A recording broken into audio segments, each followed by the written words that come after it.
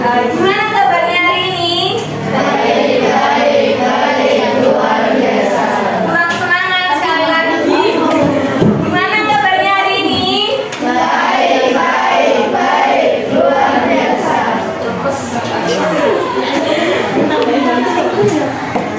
Nah, jadi di sini nanti kakak mau memberikan materi terkait cara belajar yang efektif. Nah, tentunya itu belajar sering menjadi masalah yang sering ditakuti kan sama teman-teman. Misalnya, aku males lah belajar, aku belajar kalau mau ada ulangan lagi lah, gitu kan? Nah, tujuannya dari bimbingan ini yaitu agar kalian itu dapat mengetahui cara belajar yang efektif itu bagaimana. Lalu kalian dapat memahami cara belajar yang efektif itu bagaimana.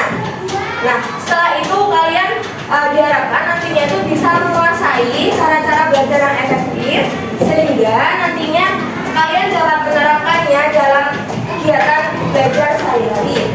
Lalu tujuan yang terakhir itu nanti agar kalian itu bisa termotivasi untuk bisa lebih giat lagi dalam belajar. Nah, untuk langkah-langkah bimbingan kali ini nanti dari kakak menyampaikan materi terkait cara belajar yang efektif. Nah, nanti dari teman-teman juga nanti akan ada sesi tanya jawab. Jadi bagi teman-teman nanti yang ingin bertanya seputar bagaimana cara belajar yang efektif atau seputar pelajaran itu boleh. Nah, sebelum itu kakak mau tanya nih, kalian udah siap menerima materi atau belum? Siap atau belum? Sudah ya. Nah, di slide pertama ini ada isinya cara belajar yang efektif.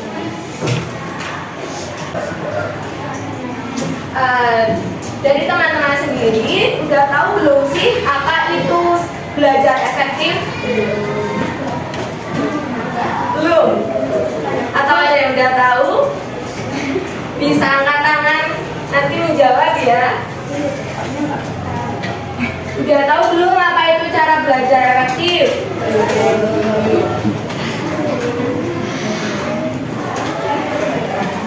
Nah, belajar efektif. Belajar efektif adalah suatu metode atau cara belajar yang disesuaikan oleh keadaan fisik atau keadaan personal. Baik itu dilihat dari segi metode belajar, penggunaan tempat belajar, dan juga waktu belajar. Jadi, belajar efektif itu cara belajar yang disesuaikan dengan kondisi masing-masing dari kalian. Sesuai dengan dari segi metode belajar, tempat belajar, dan waktu belajar. Misalkan metode belajar itu kayak kalian itu lebih suka belajar yang diskusi atau belajar sendiri. Nah, tempat belajar itu misalnya kalian kalau belajar lebih suka di tempat yang ramai atau di tempat yang sepi gitu. Nah, untuk waktu belajar itu biasanya kalian suka belajar bisa di setiap waktu atau di waktu-waktu tertentu saja.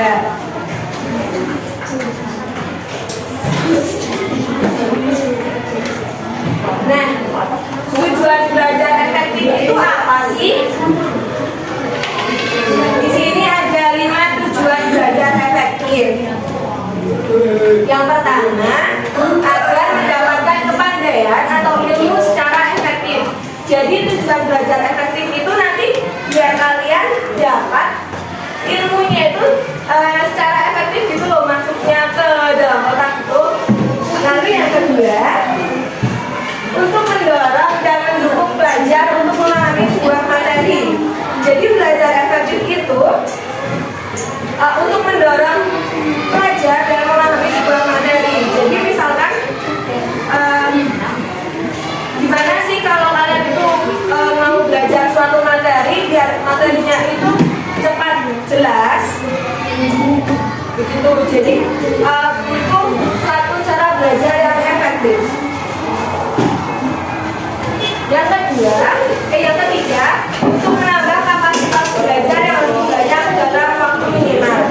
Nah, belajar efektif itu kan tadi sudah dijelasin ya. Belajar efektif itu tadi suatu metode atau cara belajar.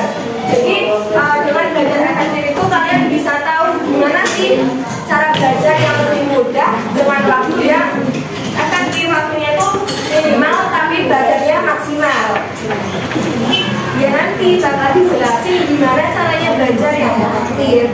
Lalu yang keempat, menjaga kedisiplinan belajar dalam belajar. Siapa nih yang suka nggak disiplin kalau belajar? Belajar semaunya. Jadi aku malas belajar, aku belajar kapan-kapan aja. Gitu.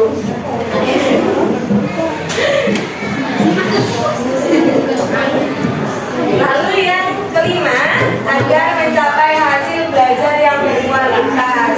Belajar efektif itu kan tujuannya untuk kita dapat belajar yang gimana, belajar maksimal tapi waktunya minimal. Jadi nanti kita itu bisa tahu gimana hasil belajar kita yang berkualitas dan belajar yang efektif lagi.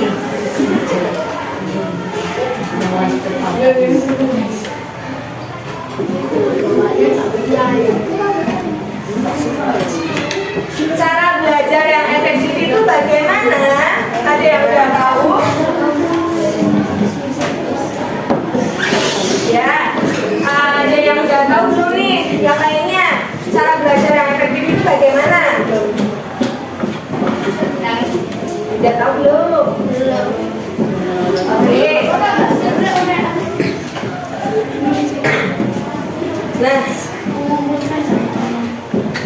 cara belajar yang efektif. Yang pertama, mengumpulkan dan mengelompokkan bahan yang akan harus dipelajari. Jadi, cara belajar yang efektif yang pertama itu mengumpulkan dan mengelompokkan. Kan ada tuh materi pelajaran yang harus dipelajari itu apa saja. Nah, jadi kita itu kumpulin dulu terus dikelompokkan sesuai dengan misalkan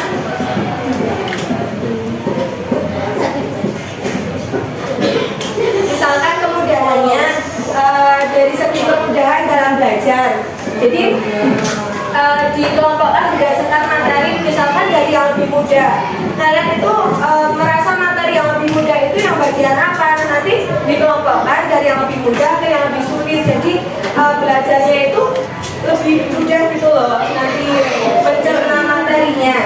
Yang kedua, jangan belajar dengan SKS, sistem kebut semalam. Biasanya SKS itu dilakukan ketika mau ujian. Kalau nggak ujian kan, aku malas belajarnya nanti pas waktu mau ujian aja. Jadi semalaman itu belajar buat materi besok ujian. Kenapa nggak boleh belajar dengan sistem kebut semalam? Karena kalau nanti sistem kebut semalam itu biasanya kita itu kan dipaksa untuk belajar dalam waktu yang singkat, tapi materinya banyak. Jadi kalau waktu singkat materinya banyak, kita itu bukannya paham, tapi malah pusing, ya kan? Terus kalau gitu, nanti dipaksa belajar, bisa saja kan sampai larut malam. Nah nanti paginya mau ujian itu malah ngantuk, terus mau ujian bukannya ingat materi apa yang dipelajari tadi malam, tapi malah lupa apa ya yang aku pelajari tadi malam. Itu dampaknya dari SKS, sistem kebut semalam. Lalu yang ketiga, membagi waktu atau membuat jadwal belajar. Nah, ini dikatakan efektif karena apa? Kita itu harus pandai-pandai membagi waktu dalam belajar. Membuat jadwal belajar itu kalau perlu kita membuat, misalkan malam ini kita mau belajar apa? Matematika atau bahasa Indonesia. Nah, itu misalkan malam berikutnya itu mau belajar apa? Jadi ada jadwal belajar yang jelas. Biar belajarnya itu rutin. Kan tadi nomor 2 ada larangan jangan belajar dengan SKS. Nah, itu nanti bisa diantisipasi dengan membuat jadwal belajar. Yang ke-7, membuat catatan atau rangkuman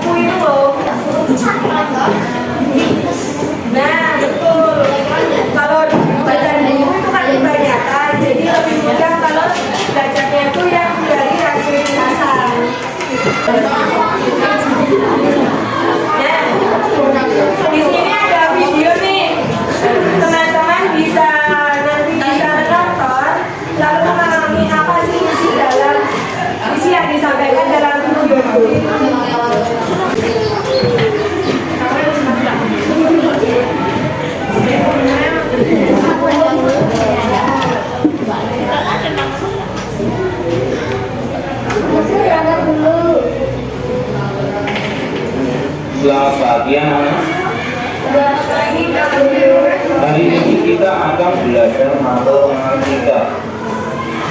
Mudah. Jangan diulangi lagi.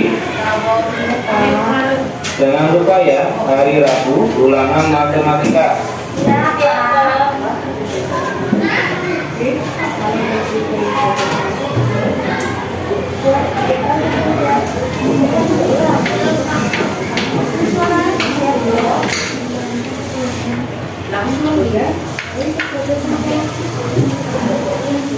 Kali aja, habis ikutin. Ya udah, itu juga ya. Tapi ya, ya mama.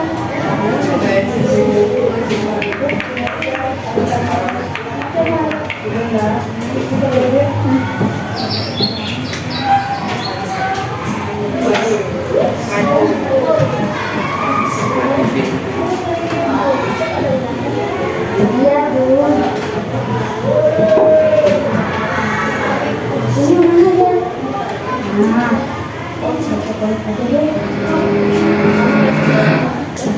kok susah banget sih?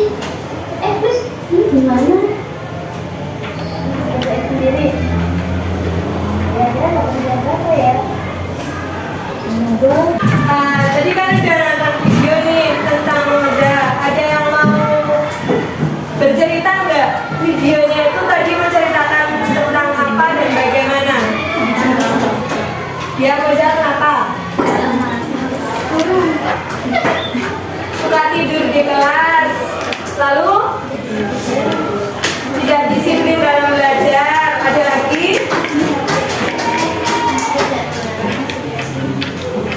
Nah, tidak menggunakan fasilitas dengan baik. Ada lagi? Malas. Moza itu awalnya kan malas. Dia tuh malas belajar, dikasih HP bukannya buat belajar, tapi malah tadi buat apa? Oke, main tuh. Nah, tapi ibunya itu taunya kalau di kamar Moza itu rajin belajar, padahal tadi mau malah kalau nggak main ya baca komik. Lalu baru ketahuan pas ibunya itu dipanggil sama gurunya kalau nilainya Moza itu jelek waktu ulangan gitu. Terus ibunya bilang ke Moza, lalu Moza tadi minta maaf kan, nggak bakal ulangnya lagi. Terus habis itu kan Moza belajarnya jadi lebih rajin. Akhirnya nilainya itu meningkat, jadi Moza bisa masuk 10 besar di dalam kelas. Kesimpulannya apa nih yang dapat kita ambil dari video tadi? Kesimpulannya apa yang dapat kita ambil dari video tadi?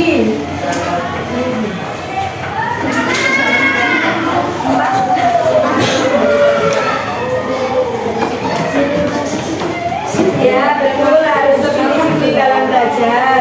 Ada lagi? Nah, setelah kita nonton video, terus kita tahu cara belajar yang efektif, kita itu dapat mengambil kesimpulan bahwa cara belajar yang efektif itu tidak setiap orang sama ya teman-teman. Tadi kan ada yang bilang nggak suka belajar di keramaian, nggak suka belajar sambil mendengarkan musik, ada yang suka belajar sambil mendengarkan musik, gitu kan? Atau ada yang suka belajar ketika melihat video. Nah, itu ada yang suka lebih jelas ya, kuat. Nah, lalu ada juga yang belajarnya itu lebih ngerti ketika membaca buku. Jadi nggak suka nonton yang video yang animasi itu nggak suka, tapi aku lebih suka belajar dengan baca buku, lebih suka belajar dengan menulis sendiri. Nah itu. Jadi kalau kita mendapat nilai yang jelek dari hasil belajar kita, misalkan dari ulangan, kita tidak boleh langsung berpikiran, aku nggak bisa, aku bodoh dalam mata pelajaran ini. Jangan begitu ya.